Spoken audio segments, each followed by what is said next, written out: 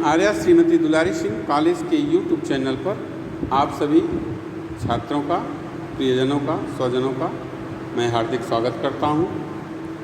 आज हम आपको DLED सेकेंड सेमेस्टर में पेपर फर्स्ट वर्तमान भारतीय समाज और प्रारंभिक शिक्षा के अंतर्गत आज हम आपको प्रकृतिवाद पर ले चलेंगे। पिछले वीडियो में हमने आपको आदर्शवाद की शिक्षण विधियाँ, आदर्शवाद विद्यालय, बालक और अनुशासन के बारे में बताया था। आज हम प्रकृतिवाद का अर्थ, परिभाषा और उसकी विशेषताओं के बारे में आज हम चर्चा करेंगे।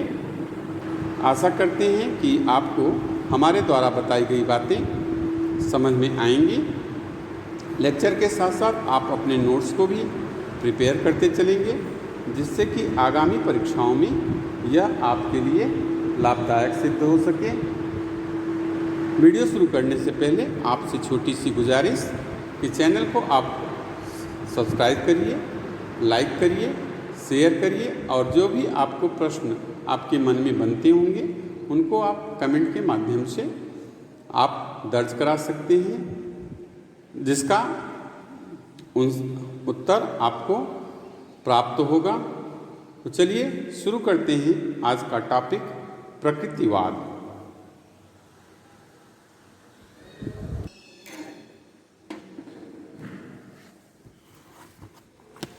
प्रकृतिवाद, जिसको कि अंग्रेजी में हम नेचुरलिज्म बोलते हैं। प्रकृतिवाद, आदर्शवाद, प्रयोजनवाद और यथार्थवाद, ये चार दार्शनिक विचारधाराएं हैं जिनका प्रभाव शिक्षा के क्षेत्र में विशेष रूप से पड़ा है। और इन दार्शनिक विचारधाराओं में मैंने पहले भी बताया था कि प्रकृतिवादी विचारधारा का महत्वपूर्ण स्थान है। प्रकृतिवादी विचारधारा के समर्थकों में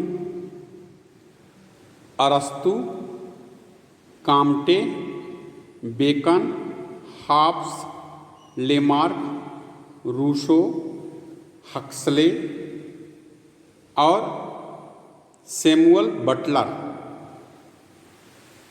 ये प्रमुख हैं। एक बार फिर से सुन लीजिए कि प्रकृतिवादी विचारधारा के जो समर्थक हैं वो हैं अरस्तु, Comte, Bacon, Hobbes, Lamarck, Rousseau, Huxley और सैमुअल बटलर।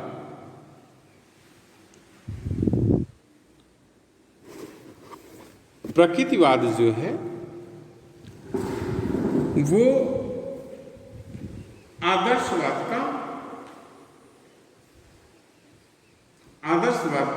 आदर्शवादी विचारधारा की एकदम विपरीत विचारधारा है। प्रकृतिवाद जो है वो प्रकृति को सर्वप्रधान मानता है, जबकि मैंने बताया था कि आदर्शवाद ईश्वर को सर्वप्रधान मानता है और अध्यात्म पर बल देता है, जबकि प्रकृतिवाद जो है वो प्रकृति को सर्वप्रधान मानता है। प्रकृतिवादियों के अनुसार सृष्टि में प्रकृति के अतिरिक्त अन्य कोई सत्ता नहीं है। वे प्रकृति को ही पूर्ण शक्तिमान मानते हैं और उसी के नियमों तथा कार्य कारण संबंध में विश्वास रखते हैं। उनका मत है कि प्रत्येक वस्तु प्रकृति से ही पैदा होती है और उसी में विलीन हो जाती है। Everything comes from nature and return to nature, यानी प्रत्येक वस्तु प्रकृति से ही पैदा होती है और उसी में विलीन हो जाती है। Everything comes from nature and return to nature. यह विचारधारा ईश्वर की सत्ता और आत्मा की अमरता में विश्वास नहीं रखता, इसलिए यह आदर्शवादी विचारधारा की विरोधी विचारधारा मानी जाती है।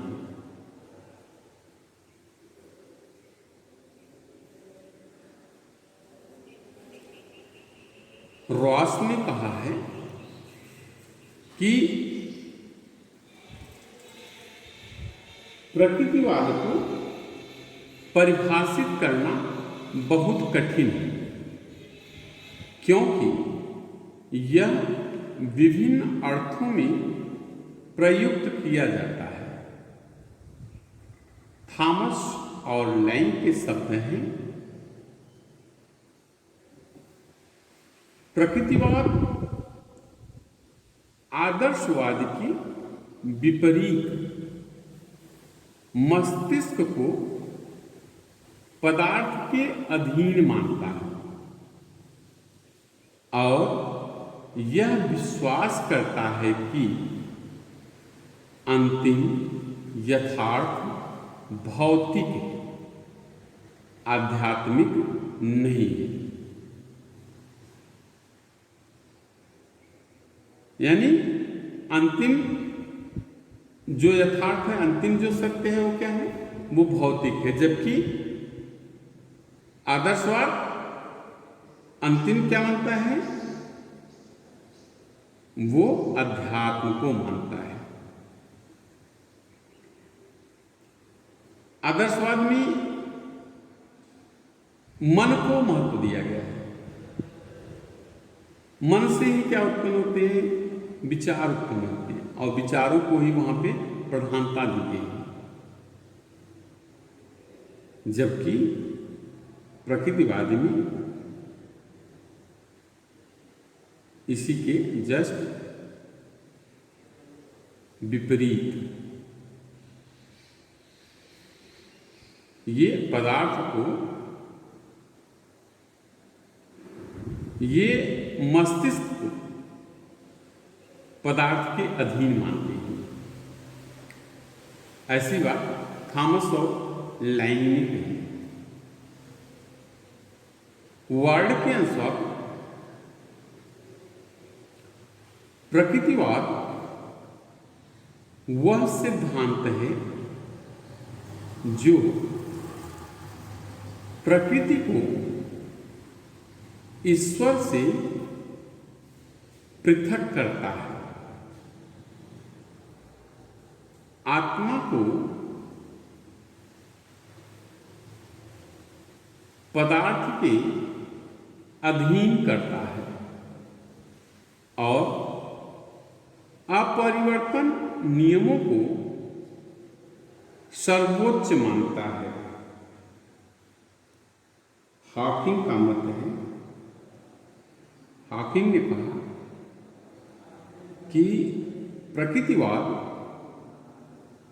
तत्व मीमांसा का वह रूप है जो प्रकृति को पूर्ण यथार्थ मानता है,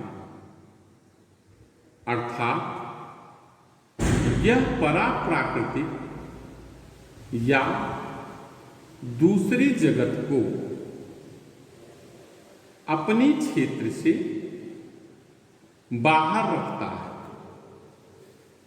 तो ये कुछ परिभाषाएं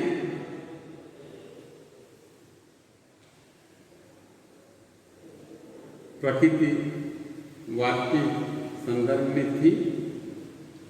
आगे हम देखते हैं प्रकृतिवाद की विशेषताओं से ज़्यादा ये प्रकृतिवाद जो है वो क्लियर हो जाएगा आपको। सबसे पहली विशेषता प्रकृतिवाद की कि प्रकृतिवादी जो है वो प्रकृति को ही सब कुछ मानते हैं। इनके मतानुसार संसार के सभी तत्व प्रकृति के नियमों के अधीन हैं। ईश्वर की सत्ता में इनका कोई विश्वास नहीं है। ये ईश्वर की सत्ता को बिल्कुल ये विचारधारा जो है वो एक्सेप्ट ही नहीं करती। ये सिर्फ और सिर्फ प्रकृति जो है वो प्रकृति को ही मानती है, जबकि आदर्शवाद जो है वो ईश्वर की सत्ता को एक्सेप्ट करता है और अध्यात्म को मानता है।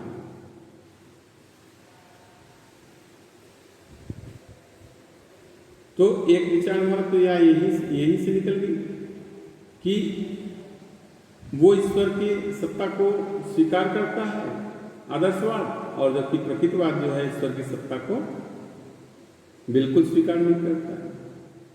वो ईश्वर को सब कुछ मानते हैं, जबकि प्रकृतिवाद जो है वो ईश्वर को सब कुछ नहीं मान करके बल्कि प्रकृति को ही सब कुछ मानता है।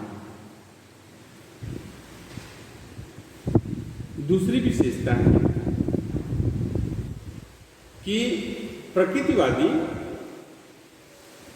भौतिक संसार को ही सत्य मानते हैं। इनकी दृष्टि में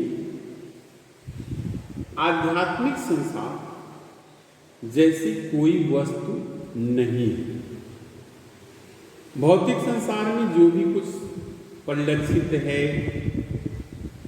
उसी को ये सत्य मानते हैं।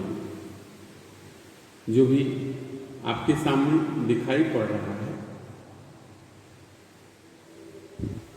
सिर्फ वही सत्य है।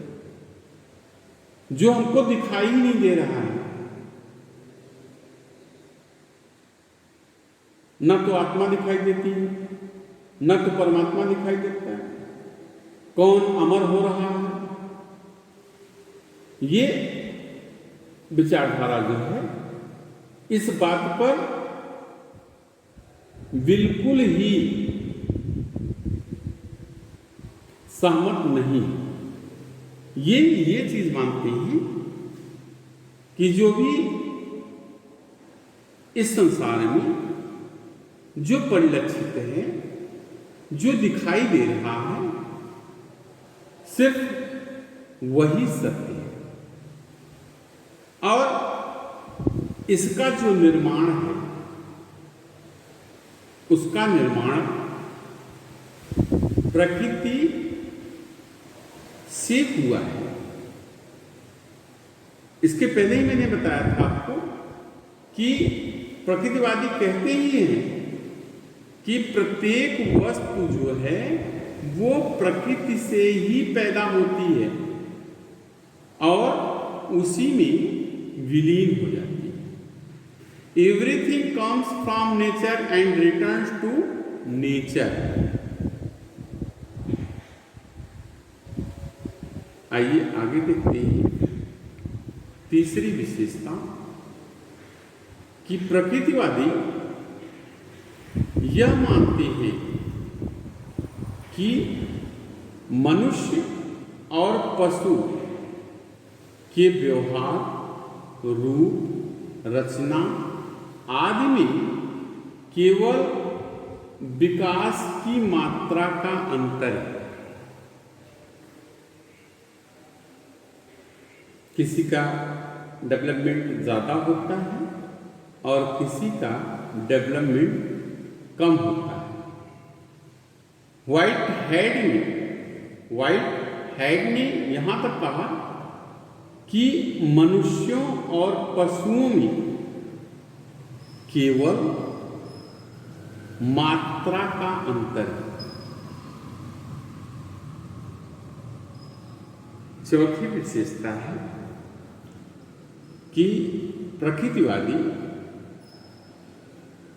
इंद्रिय ज्ञान को मुख्य मानते हैं। इनके मतानुसार इंद्रिय ज्ञान के आधार पर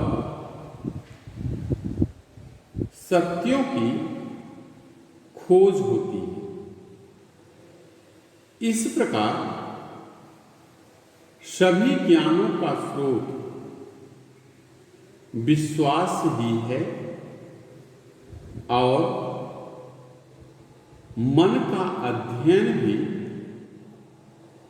विश्वास से हो सकता है।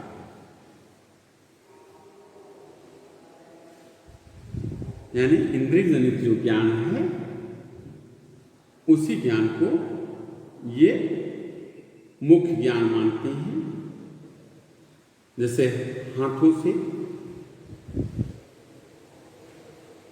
जब हवा हमारे शरीर को टच करती है, छूती है, तो हमको शीतलता महसूस होती है। इंद्रिय के माध्यम से, त्वचा के माध्यम से शीतलता का अनुभव जो है वो प्राप्त होता है। पानी है, गर्म है या ठंडा है, इस बात का पता हमको इंद्रियों के माध्यम से ही चलता है। ऐसा ये प्रकृतिवादी मानते हैं, ऐसा हम भी मानते हैं।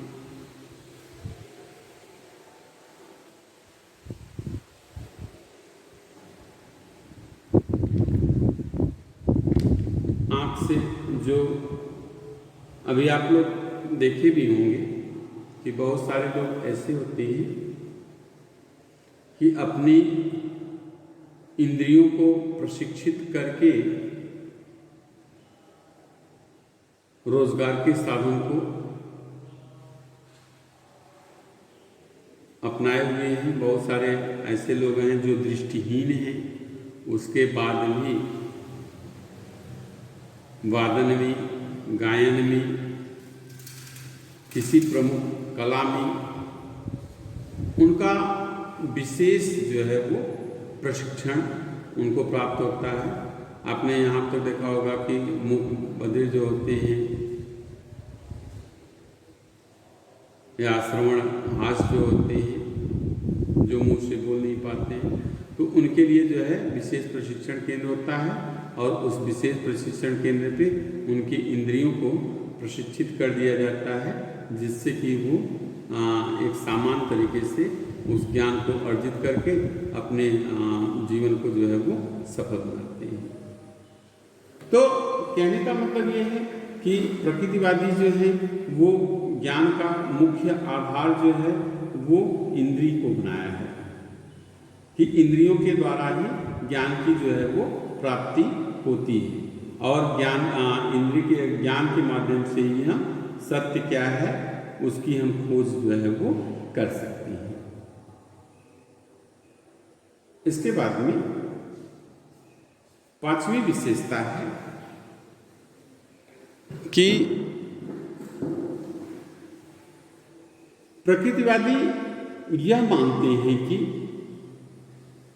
सभ्यता तथा सामाजिक विकास के कारण मनुष्य प्रकृति से दूर हो गया है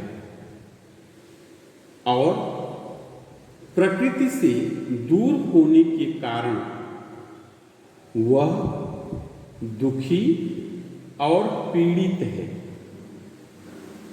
उसकी स्थिति को सुधारने के लिए यह आवश्यक है कि उसे प्रकृति के संपर्क में लाया जाए।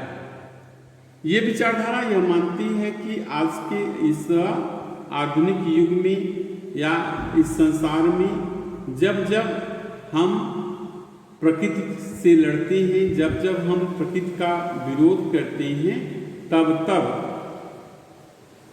हमको उसका परिणाम भुगतने को जो है वो प्राप्त होता है। प्रकृति से दूर होकर के, जो नेचुरल है उससे दूर होकर के जब हम आर्टिफिशियल की तरफ रुख करते हैं तो उसका कारण होता है कि बाद में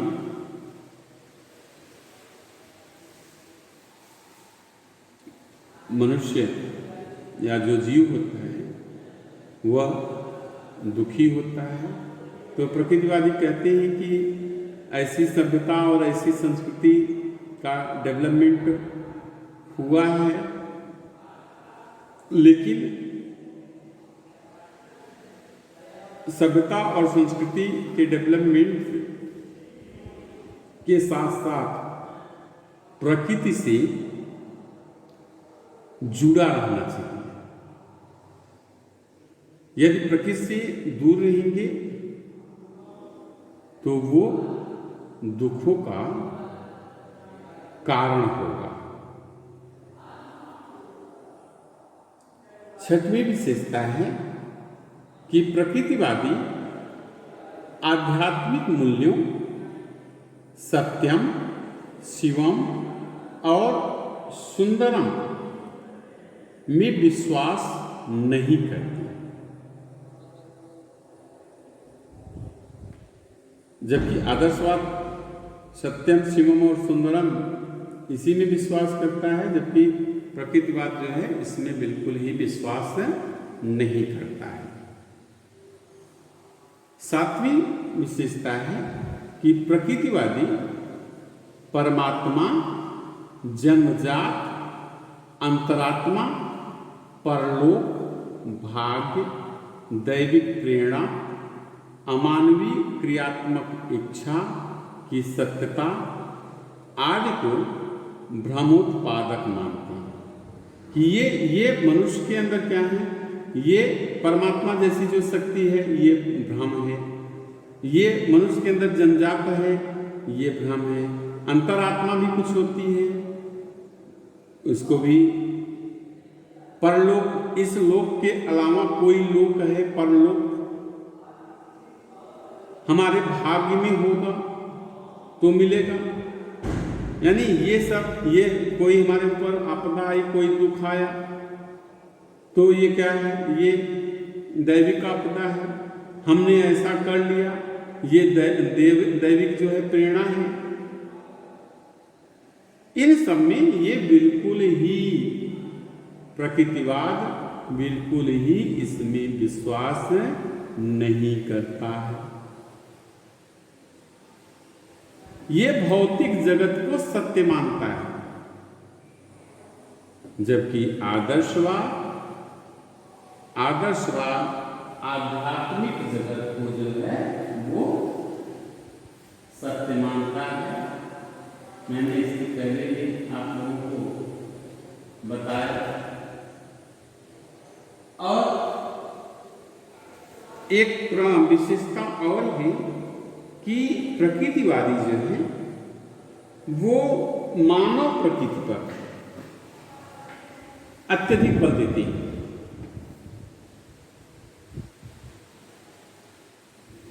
मार्ले जो है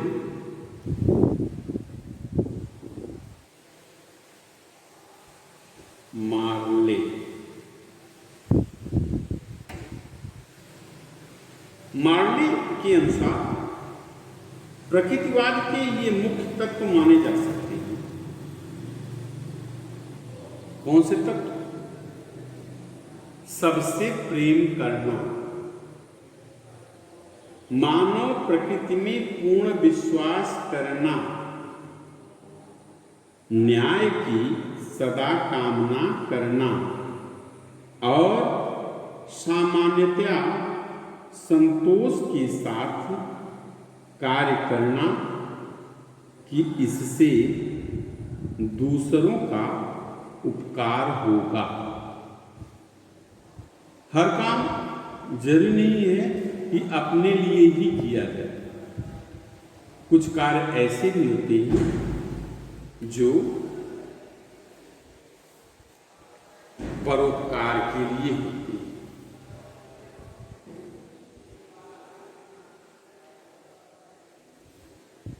दिन भर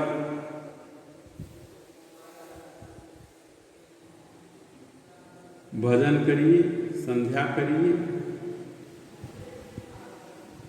ये प्रकृतिवादी इसमें बिल्कुल विश्वास नहीं करते हैं। ये परमार्थ में ऐसा कार्य करिए जिससे कि परमार्थ हो, दूसरों का भला हो।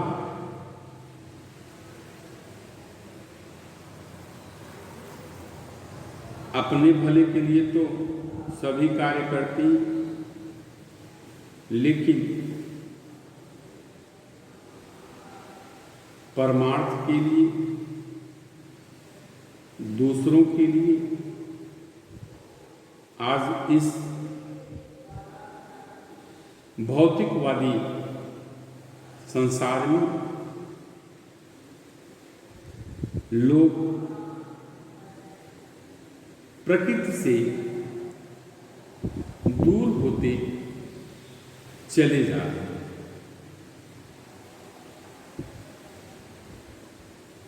जिससे कि मनुष्य अपनी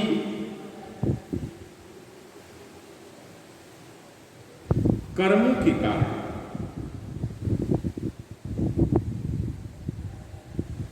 वह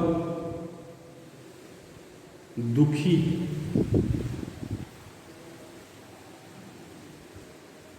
कर्म करना तो प्रमुख होता है। ये प्रकृतिवादी मानते हैं कि कर्मण्येवाधिकारस्ते, यानी मनुष्य को कर्म करना चाहिए। लेकिन कर्म हमेशा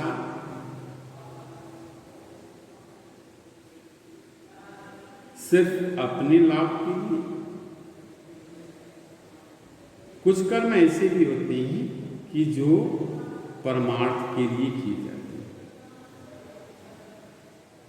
तो ये प्रकृतिवादी ये कहते हैं कि कुछ कार्य ऐसे भी होने चाहिए जो परमार्थ के लिए भी हों। तो आज हमने आपको प्रकृतिवाद का अर्थ, परिभाषा और प्रकृतिवाद की विशेषताओं के बारे में हमने आपको बताया। अगले वीडियो में हम प्रकृतिवाद और शिक्षा और प्रकृतिवाद और शिक्षा के उद्देश्य, इसके बारे में हम चर्चा करेंगे। आशा करते हैं कि आपको हमारे द्वारा बताई गई बातें समझ में आई होंगी।